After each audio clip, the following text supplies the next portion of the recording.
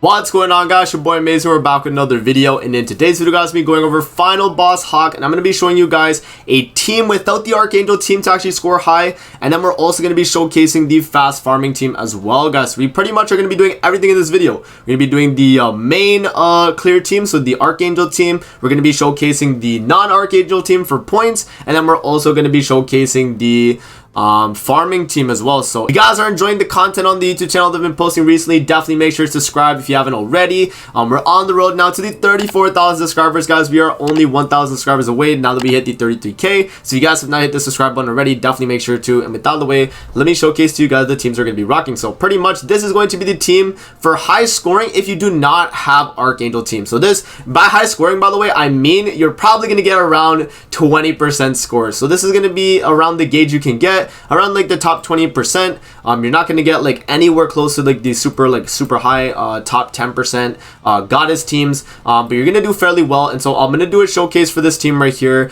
and then we also have the Archangel team, which we're going to be using as well, guys, in terms of getting points just by farming with the Archangel. And then you also do have the super low difficulty clear team. We're going to be using Festival King, the one ultimate, and then also Arthur right there on the lower difficulties. So yeah, guys, let's hop in, and I'm gonna showcase this team first, then we're gonna do the Archangel team, and then I'm gonna do the fast clear team. So let's hop in and let's showcase the Purgatory Bond comp right here.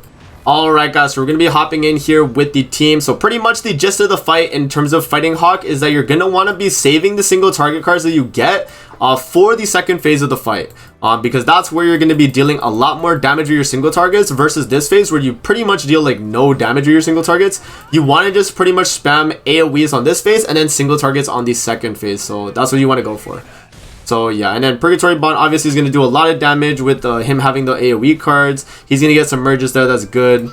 Yeah, and then right here what we can do, if you can get like higher rank cards right there with Ultimate Escanor, it's going to be good too, because you kind of want to clear this phase as fast as possible to keep Escanor's all stats up as much as you can as well.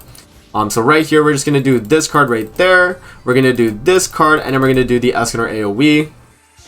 You're just getting some extra HP right there, and then doing the detonate AoE is going to do a lot of damage. A million damage right there. Ultimate Escanor rank 2, let's see. Crazy prominence. So we do kill one of the Hawks right there. Now we just have to finish off the middle one and the one on the right. We do have another rank 2 Escanor as well, which is very good. Let's see here. I am actually just going to ult with Purgatory Bond as well, just to get it out of my hand, because you do lose gauge going into the next phase anyway. And so there's no point in really holding on to ultimates, so you can kind of just like waste them. So right here, I'm just going to waste this. I'm just going to do this, and I'm going to waste this, what's it called, AoE card as well.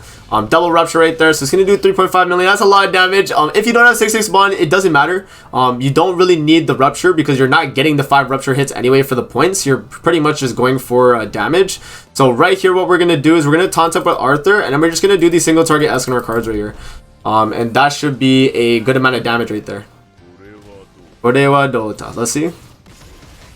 No crits. You need the crits, man. You need to hit the crits. So maybe like a Ragnarok Bond backline could be a little bit better if you think about it. But I'm kind of like thinking for like a scenario where you want to have as much HP as possible, because that also does come into play in terms of getting like a fairly decent score, right? So yeah, I like to kind of go for that. But right here, we're just going to do this. We'll just merge Bond right there, clear up my hand as much as possible, and then do the single target. And then next turn, with whatever single target we get, we will finish off the Hawk right there, because, we need another Escanor single target here. Thank you. So there you go. So that's going to be the kill right there. If you can kill like one turn earlier as well with Ultimate Escanor, I think you'll get a little bit more points, because you'll have the all stats longer. Because this is that was my last turn with all stats up. Now we actually don't get, but you can still do the buff card right there with Purgatory Bond, just to get some extra HP as you finish the fight. And then going with the kill on Ultimate Escanor onto the Hawk right there, and then you're pretty much done. So boom. Just like that. And this is going to be a fairly decent score team, guys. It's not going to be the best scores or anything like that. Yeah, so around like the 3,800 score range you're going to get here, which is not too bad. But yeah, this is the team that I recommend for you guys that do not have Archangels that want to actually get a fairly decent score. This is going to be like the top 30%. Alright guys, so now that we've kind of done that, as you can see, the amount of score we get is going to be around the 22%, top 22% give or take. So it's not a perfect score or anything like that, but if you guys do have the Archangel team, you can run this team and get a very, very good score. And in terms of the artifact card sets, we're just going to be running Combat Class, man. Just put on the Combat Class one just for some extra stats right there. And we're going to be running HP defense on the whole team right here. So you get as much HP as possible. Pretty much with this fight, you pretty much just disregard the missions and you go for as much basic stats as you can. With a team like this, having the Twigo backline and getting the extra HP on the Sariel and the Tarmiel is going to be really beneficial. And then, yeah, this is going to be a really strong team here for points. So let's hop in and let's showcase the Archangel team. Alright guys, so we are hopping in with the Archangel team here. So what you want to do when you're in the fight here is you want to pretty much do the AoE cards first phase, single target cards second phase. We talked about it already, right? We talked about it already. But the best thing you can do as well is using Tarmiel buff cards instead of Margaret buff cards on this like first attacking phase here. Because you want to pretty much apply debuffs on the enemy. Tarmiel's buff card, if you don't know, will apply damage dealt stacks on the enemy, which is going to be some extra points you can get. So just something to take into account. And then if you have Sariel Holy Relic, which should be a must for this team, you do get extra basic stats when critting. So using the AoEs right there with Sariel is going to be very, very beneficial. So you get the max amount of basic stats you can. So let's just do the AoE right there.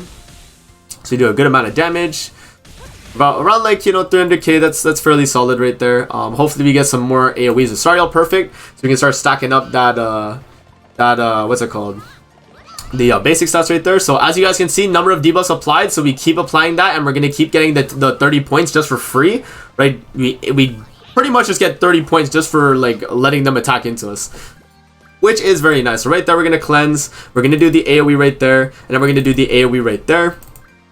So we've cleansed 4 debuffs right there. We need to cleanse another 6 debuffs. So if we can get those debuffs to be procced onto us, that's going to be really good. So there we are. And now we got to clear out the hand a little bit too. We only have AoE or single target cards right now, which is a little bit unfortunate. So I'm just going to try and clear out my hand as much as I can here. So let's see. So yeah, and then if they can hit Tarmiel a lot too, you will get a lot of basic stats. So hopefully they like do the AoE targets onto Tarmiel, because then you get the extra basic stats because of his passive, right? But right here, we're just gonna do some single targets right here, nothing crazy, just to clear out my hand as much as possible. And doing this as well is gonna make it so that we apply the debuffs again and get some extra points. So let's do that. Tanoshina, so he does a single target, not gonna do a lot of damage, but we do proc the Holy Relic right there, which is good. We crit. And then we do get an AoE right there. We get 2 AoEs with Margaret, which is not bad. We don't have another cleanse with Margaret, unfortunately, though, which is not too good. That does kind of suck a little bit. Let's see.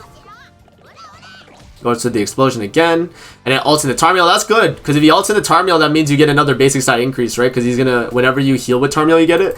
So that's not too bad. Let's do this right here. And let's do the AoE card right there with Margaret. And then next turn, we just ult with Tarmiel, and we're gonna pretty much one-shot the rest of this phase right here. And then we do have some really good single target cards for the next phase. I need to still cleanse a little bit. So if we could get another cleanse card right there, that'd be really nice. Unfortunately, we don't. But it's okay. Let's see. There we go. That's a lot of debuffs to be applied there because of that AoE, man. That was a lot. There we go. There we go. So just some extra points right there, which is not too bad. And then we're just gonna drop the Tarmiel ultimate right there. We're gonna do, actually no, we'll do the AoE with Sariel first, Tarmiel ult, and then we can waste this single target as well, because we're gonna lose ultimate with Margaret anyway, right? So there's no point in really using it. I used the AoE right there with Sariel though, just to get the extra basic stat increase. So you know, that was gonna be a little bit helpful right there. And we do we get a cleanse card with Margaret? We do. So we can cleanse those 2 debuffs right there, because he is going to be buff sealing us regardless, so there's no point in holding on to it. So let's just do that, and then we can do, what Sariel stacks right now? He's at 4, so we could do this AoE right here just to let that merge as well, and then we can do the single targets next turn as well. So there we go. Ikuayo. Yeah, so Tarmiel is going to do like 400k on the rank 3 right there. We're just doing this card just so we get the crits off with Sariel, so we get the max Holy Relic proc. And then right here, we should be good in terms of being able to kill now, because we can start spamming the single target cards. So he's going to get a little bit of those debuffs as well. There we go. So now we're gonna do this, we're gonna do this, and we're gonna do that. So we get the Sariel ultimate. And Sariel ult from this range should kill, unless he just kills right here. He could kill right here too. Okay, he might just do it. He does. Okay, there you go. So there you go, guys. That's gonna be the team clear right there. You would get a little bit extra points if you had, you know, a lot more cleanses with Margaret right there. But this is still gonna be a very good score because of just the way it is. Yeah, 5,600 points. And without getting the debuff on allies cleanse as well, like that's super strong. That's automatically gonna be like a top 10% score, right? So that's gonna be the team you run right there, guys, for these top score. Let's see what we are able to get. Yeah, so a top 0.49% score, man, crazy.